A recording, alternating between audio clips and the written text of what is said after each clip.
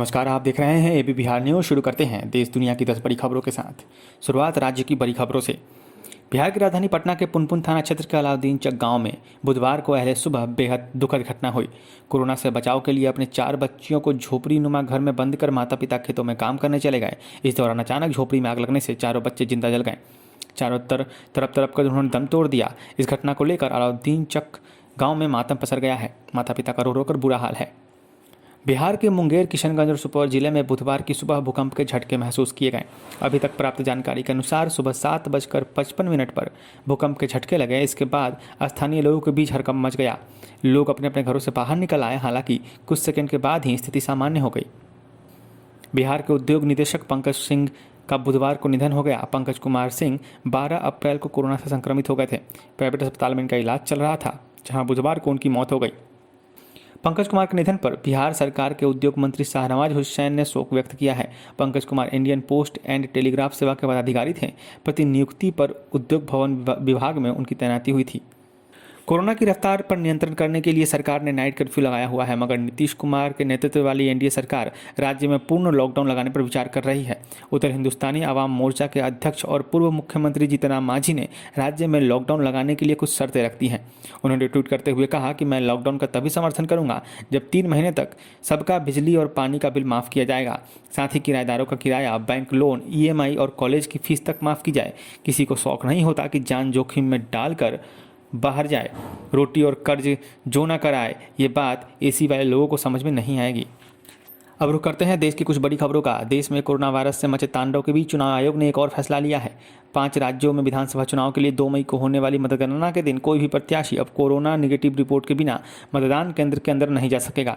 चुनाव आयोग ने नए फैसले के मुताबिक अगर किसी प्रत्याशी को मतगणना केंद्र के अंदर जाना है तो उसे वैक्सीन की दोनों खुराकें ले ली हो या फिर उसके पास कोरोना का निगेटिव रिपोर्ट होना चाहिए। यह रिपोर्ट 48 घंटे से ज़्यादा पुराना नहीं होना चाहिए।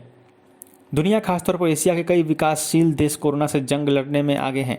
सबसे बड़े हथियार यानी वैक्सीन के लिए दूसरे देशों पर निर्भर भी कर रहे हैं। वैसे में भारत ने एक नहीं बल्कि 2 वैक्सीन के साथ अपना टीकाकरण अभियान शुरू किया था।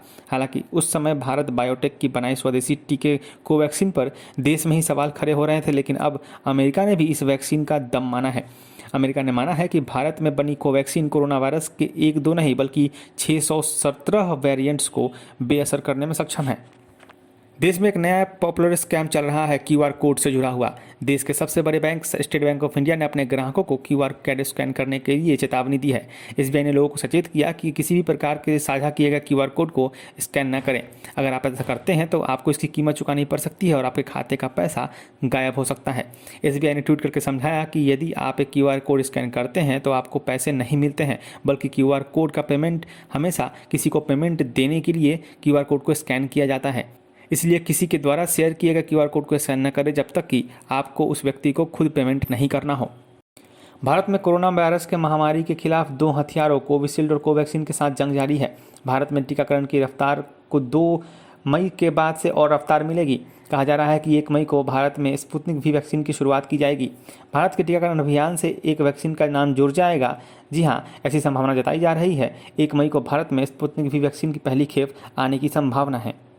अब रुक करते हैं दुनिया की कुछ बड़ी खबरों का। पाकिस्तान के इमरान सरकार सुप्रीम कोर्ट के जस्टिस काजी फैज ईशा को ब्लैकमेल करने की कोशिश कर रही है। अब सरकार इन कोशिशों को सुप्रीम कोर्ट ने ही विफल कर दिया है। सुप्रीम कोर्ट के जज को ब्लैकमेल करने का आरोप पाकिस्तान पीपुल्स पार्टी के प्रमुख बिलावल भुट्टो ने लगाया है। सुप्रीम कोर्ट के जस्टिस ईशा ने पूर्व में सरकार के खिलाफ कई निर्देश दिए थे। अमेरिका और ईरान के बीच तनाव की स्थिति कम नहीं हो रही है। फारस की खाड़ी में गश्त कर रहे अमेरिकी युद्धपोत ने निकट ईरान के 3 जहाज आ गए, जिस पर के बाद चेतावनी का अनसुना करने पर अमेरिकी युद्धपोत से फायरिंग कर दी गई, जिसके बाद दोनों देशों के बीच तनाव बढ़ गया है। दोस्तों, ये थी आज दिन भर की ताज़ा तरीन खबरें। ऐसी खबरों से जुड़े रहने के लिए हमारे YouTube channel AB Bihar news को सब्सक्राइब करना ना भूलें। अगर ये वीडियो पसंद आई हो तो इसे लाइक कीजिए, इसको शेयर कीजिए। आप हमसे हमारे फेसबुक पेज और ट्विटर पेज पर भी जुड़ सकते हैं। खबरों को विस्तार से पढ़ने के लिए हमारे वेबसाइट www.abbiharnews.com को जरूर विजिट करें। स्वस्थ रहें, सुरक्षित रहें।